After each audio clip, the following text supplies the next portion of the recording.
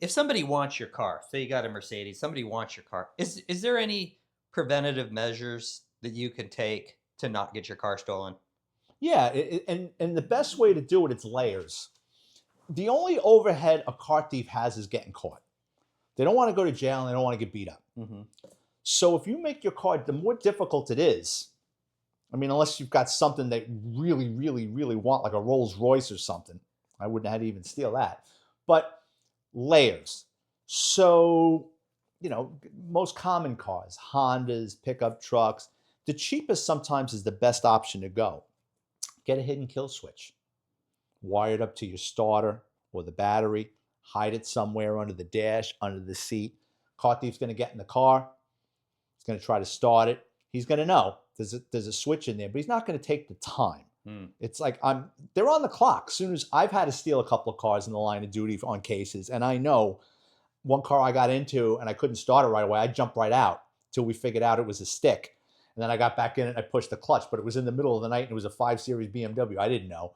But car thief, they're in that car, even the club, which I know it goes across the steering wheel. All you got to do is with a hacksaw blade, cut the steering wheel and pop the club up. It's time.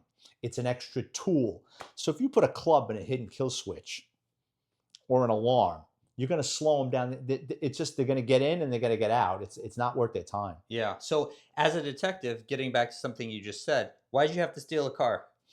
So I was working on a case. We had these guys from the West Indies out of the 4-7 precinct in the Bronx, and they were stealing high-end cars in Westchester County and bringing them in to the Bronx and chopping them.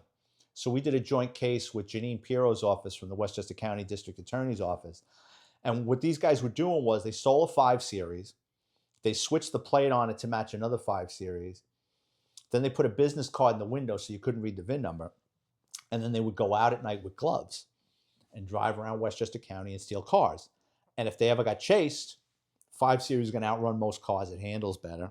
And if they got to abandon ship and dump the car, it's not coming back to them. So what we did was we figured out when the car was stolen.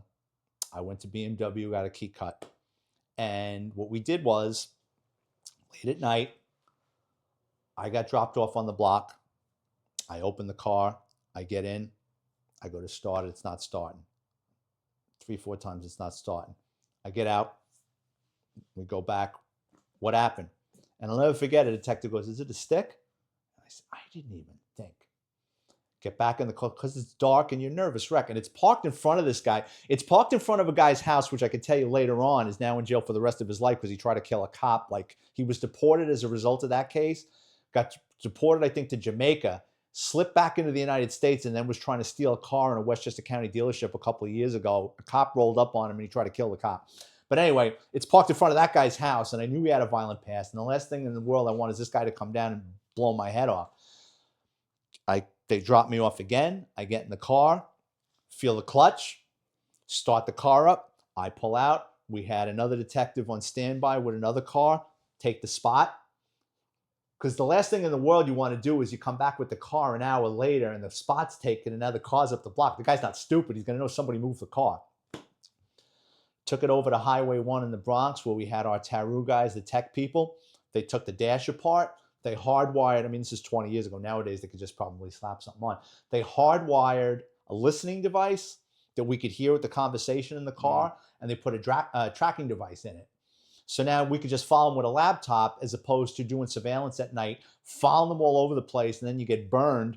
Now we can just follow them on a laptop. They stopped here for 15 minutes. Look at this. There's a police report for a stolen car. Wow. So that's how we were able to do that case. How many stolen cars did you recover as a result of that?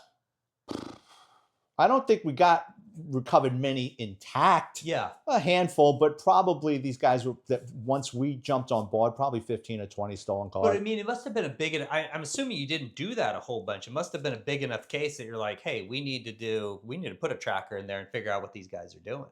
Or was that a common occurrence? It depended on the case. It's dependent on the resources. Okay. A lot of that, as far as money is concerned, someone's got to pay for these things. Yeah. Right?